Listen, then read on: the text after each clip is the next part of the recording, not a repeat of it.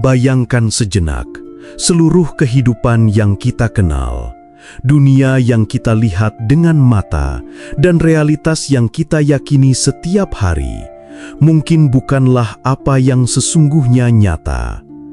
Leluhur kita, para penjaga kebijaksanaan kuno, sejak ribuan tahun lalu telah memperingatkan bahwa manusia hidup di dalam tirai ilusi, sebuah bayangan yang menutupi hakikat terdalam dari keberadaan.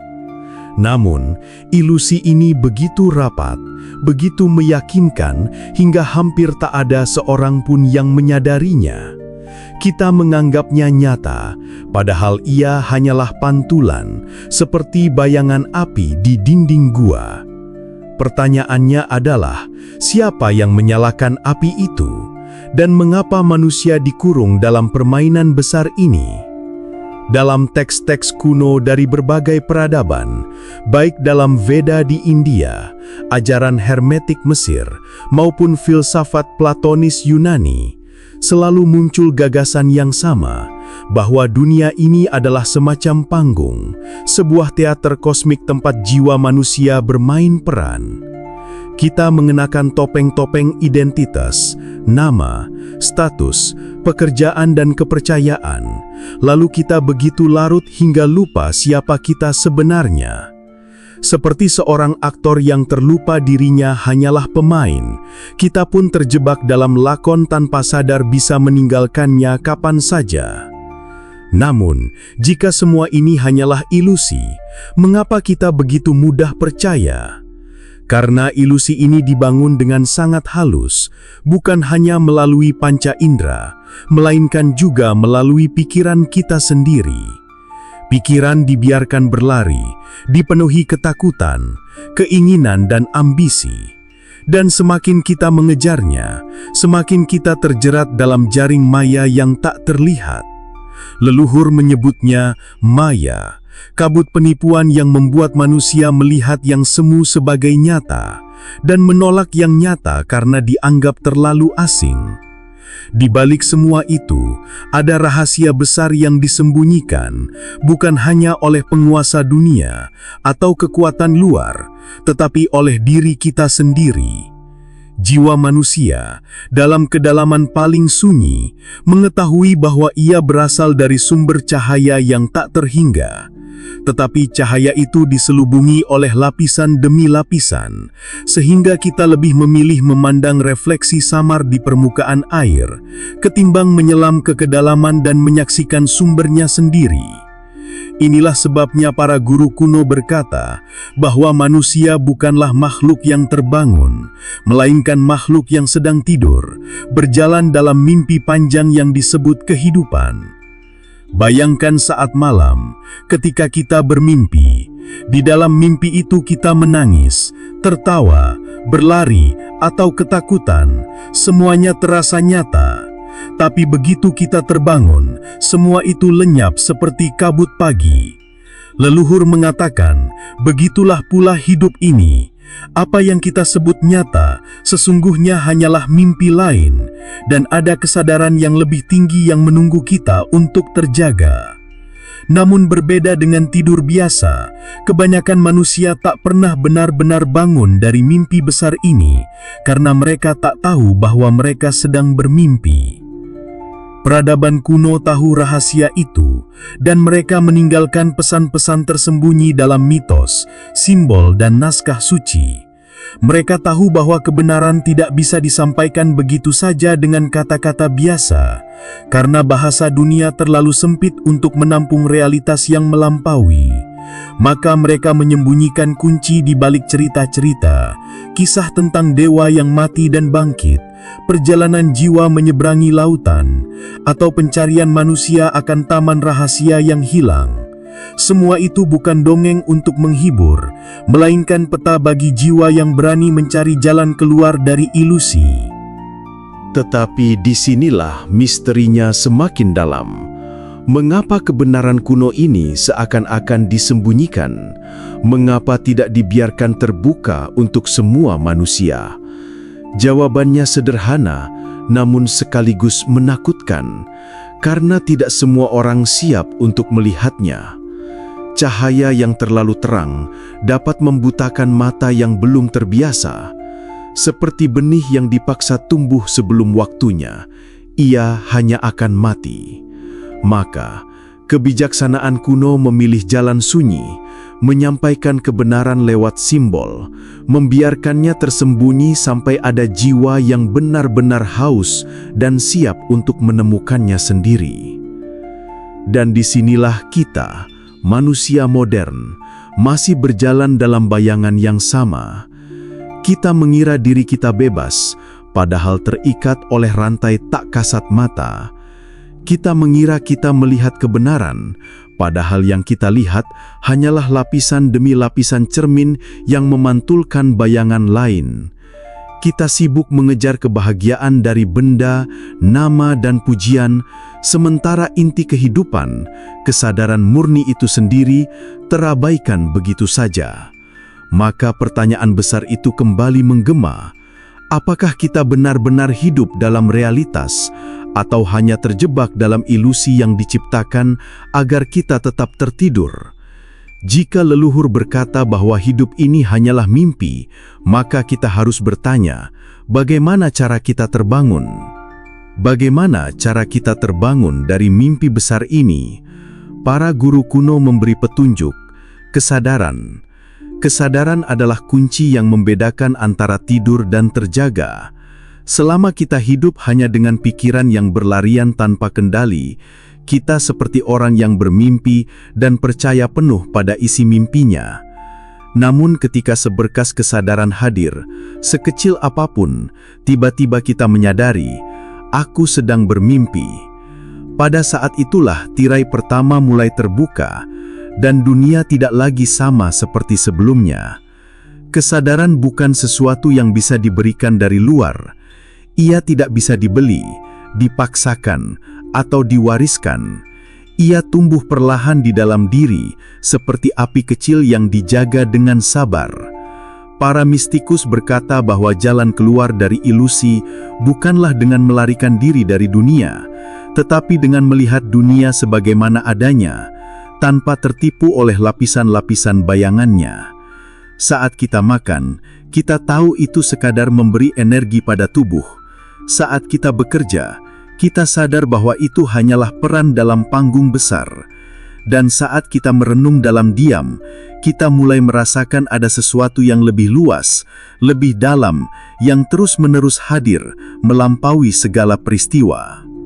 Peradaban kuno mengajarkan praktik untuk membangkitkan kesadaran ini. Di India, mereka menyebutnya dhyana, yang kelak dikenal sebagai meditasi. Di Mesir, para imam hermetik menyebutnya henosis, penyatuan jiwa dengan sumber ilahi. Dalam filsafat Yunani, Sokrates berkata, "Kenalilah dirimu sendiri, maka engkau akan mengenal alam semesta dan para dewa."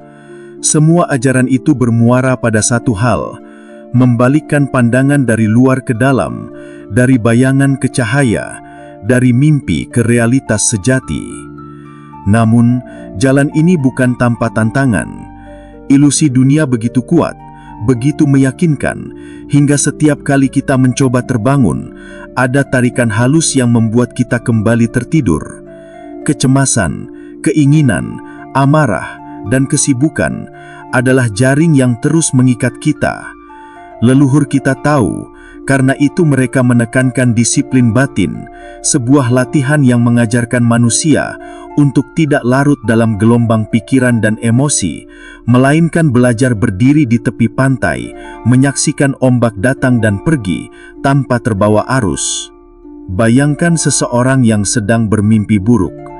Ia dikejar, berlari ketakutan, berkeringat dan hatinya berdegup kencang. Semua itu tampak nyata baginya. Namun begitu ia sadar bahwa ia sedang bermimpi, rasa takut itu hilang, dan bahkan kengerian mimpi itu bisa berubah menjadi petualangan yang penuh kebebasan. Begitulah hidup ini. Saat kesadaran hadir, penderitaan yang dulu terasa mutlak ternyata hanyalah bayangan. Ketakutan akan kehilangan, keputusasaan, bahkan kematian, semuanya berubah arti. jiwa yang terbangun melihat bahwa semua itu hanyalah peran dalam sandiwara kosmik dan dirinya adalah penonton sekaligus aktor yang bebas. Inilah rahasia yang disembunyikan. Manusia bukanlah makhluk yang lemah dan terbatas, melainkan percikan dari sumber tak terhingga. Kita adalah jiwa abadi yang tengah melupakan dirinya sendiri demi menjalani pengalaman di dunia ilusi. Tapi karena lupa terlalu dalam, kita mengira topeng adalah wajah sejati. Kita mengira rantai adalah bagian dari tubuh kita, padahal rantai itu bisa kita lepaskan kapan saja bila kita berani melihatnya. Mungkin pertanyaan berikutnya muncul, mengapa sumber ilahi membiarkan kita masuk ke dalam ilusi ini? Apakah ini semacam jebakan ataukah pelajaran? Leluhur menjawab dengan cara simbolis. Dunia ini adalah sekolah besar bagi jiwa. Tanpa ilusi, kita takkan belajar membedakan antara yang sejati dan yang palsu. Tanpa kegelapan, kita takkan merindukan cahaya. Tanpa penderitaan, kita takkan menemukan kasih yang murni. Ilusi bukanlah musuh, melainkan guru yang menyamar. Namun guru itu hanya bisa kita kenali bila kita berani bertanya, berani meragukan, dan berani mencari ke dalam diri. Kebenaran kuno yang disembunyikan ini sesungguhnya selalu dekat, bahkan lebih dekat daripada napas kita sendiri. Tetapi ia hanya terbuka bagi mereka yang siap. Sebab, sekali kita benar-benar melihatnya, kita takkan lagi bisa hidup seperti sebelumnya. Dunia tetap berjalan, orang-orang tetap sibuk dengan urusan mereka, tetapi hati kita sudah bebas. Kita bisa menjalani kehidupan di dunia, namun tidak lagi diperbudak olehnya. Kita bisa memainkan peran, namun tanpa melupakan siapa kita sebenarnya. Dan disinilah letak kebebasan sejati. Bukan melarikan diri dari dunia, melainkan menyingkap tabir yang menutupi hakikat dunia. Kebebasan yang dimaksud leluhur bukan sekadar kebebasan fisik, politik, atau sosial, melainkan kebebasan batin. Kebebasan dari ilusi yang mengekang jiwa. Inilah pintu yang ditunjukkan oleh para guru kuno. Sebuah pintu yang tidak terbuat dari kayu atau batu, melainkan dari kesadaran. Pintu kesadaran itu sesungguhnya terbuka di dalam diri kita masing-masing, namun jarang ada yang menyadarinya. Sebagian orang mencarinya keluar, ke kuil-kuil megah, kitab-kitab tebal, atau ajaran yang dijajakkan oleh mereka yang mengaku mengetahui rahasia. Tetapi leluhur selalu mengingatkan, kebenaran sejati tidak berada di luar, melainkan di dalam diri. Kuil tertinggi bukanlah bangunan batu, melainkan batin yang hening. Guru terbesar bukanlah seseorang dengan jubah suci, melainkan kesadaran yang bersemayam di pusat jiwa kita. Ketika kita mulai menoleh ke dalam, kita akan menyadari betapa gaduhnya dunia pikiran. Pikiran seperti pasar malam yang penuh keramaian, suara-suara berdesakan, ingatan masa lalu bercampur dengan kecemasan masa depan. Dalam kebisingan itu, sulit sekali mendengar bisikan halus dari diri sejati. Itulah sebabnya praktek keheningan selalu menjadi inti dari setiap tradisi kuno. Dari para yogi di Himalaya, para sufi di padang pasir, hingga para filsuf yang merenung di tepi laut Egea, semuanya memahami bahwa hanya dalam keheninganlah tirai ilusi mulai menipis. Namun keheningan ini bukan sekadar diam secara lahiriah. Banyak orang bisa duduk tanpa berbicara, tetapi pikirannya tetap riuh, hatinya tetap gelisah. Keheningan yang dimaksud leluhur adalah keheningan batin, saat pikiran berhenti mengejar, berhenti melawan, berhenti menilai, dan hanya menyaksikan.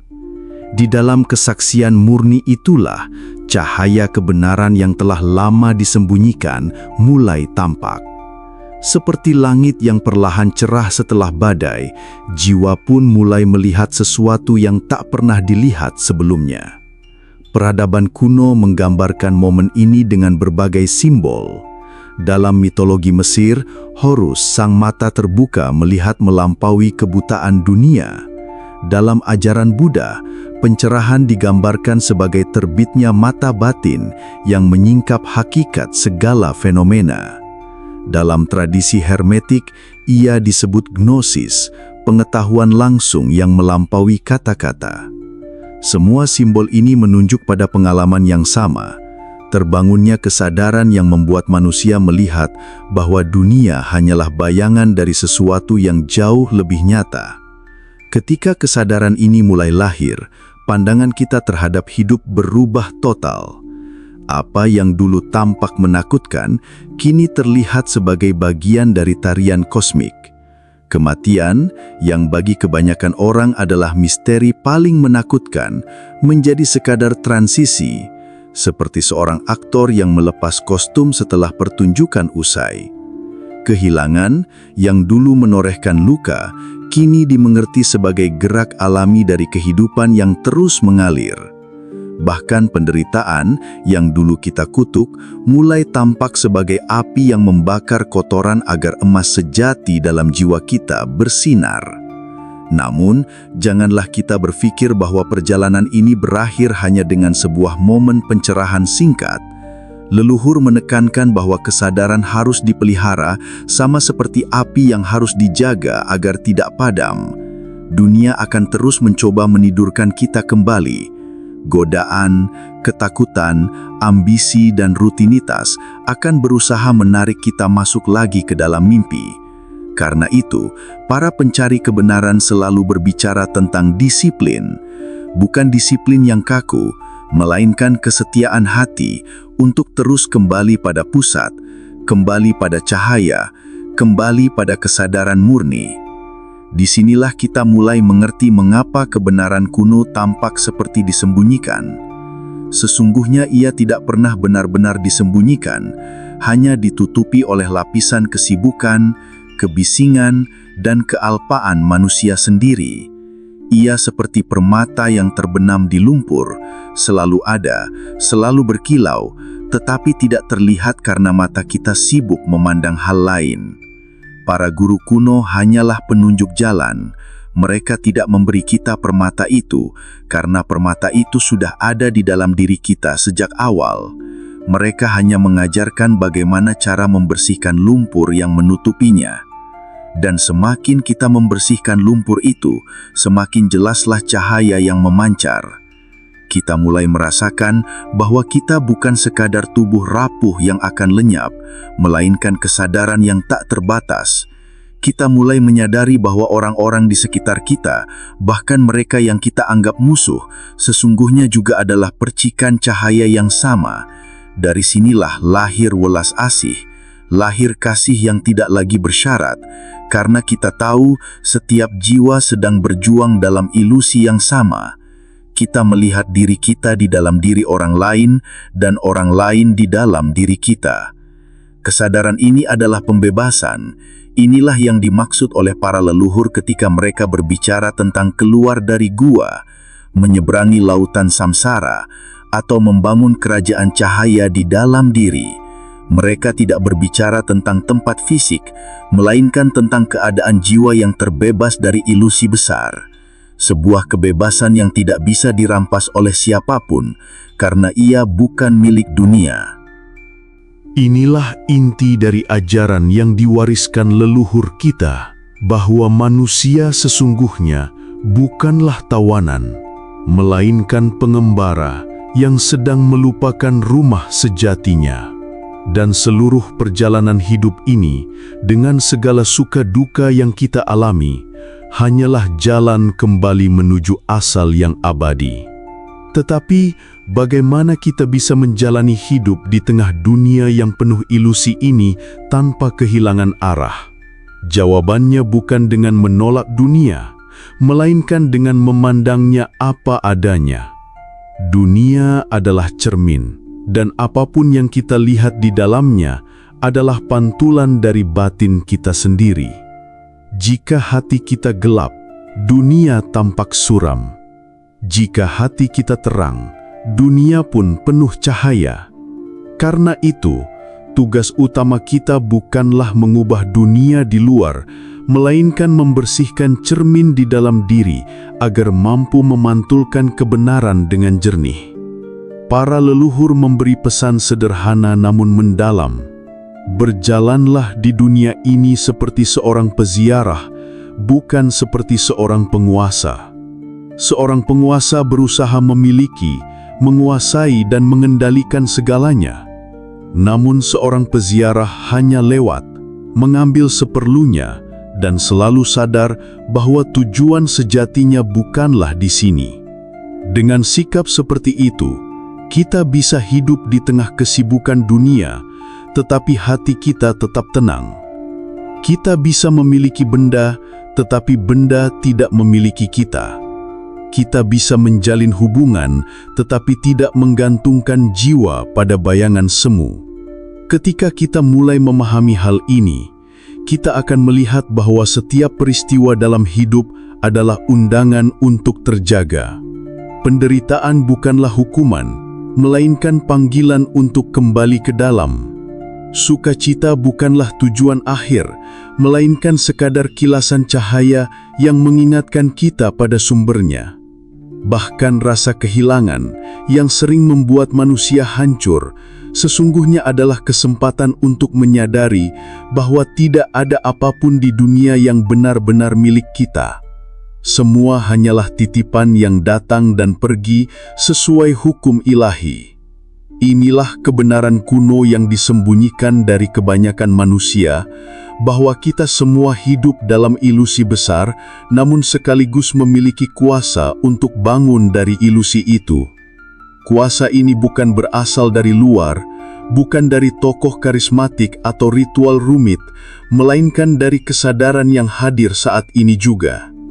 Setiap kali kita berhenti sejenak, menarik nafas dalam, dan menyadari keberadaan kita, tirai ilusi itu mulai terkoyak sedikit demi sedikit. Setiap kali kita melihat orang lain sebagai cerminan diri kita, bukan sebagai lawan, kita semakin dekat pada kebenaran. Setiap kali kita memilih kasih daripada ketakutan, cahaya semakin menembus gelapnya dunia maya ini. Maka hidup di dunia ilusi bukanlah kutukan, melainkan kesempatan yang agung. Kesempatan untuk belajar, untuk mengingat, untuk menemukan kembali cahaya yang tak pernah benar-benar hilang. Seperti seorang musafir yang akhirnya menyadari bahwa jalan panjang yang ditempuhnya bukanlah perjalanan menjauh, melainkan perjalanan pulang. Pulang ke dalam diri, pulang ke sumber, pulang ke kesadaran yang abadi. Dan pada akhirnya, hanya ada satu tugas yang benar-benar penting. Untuk terbangun.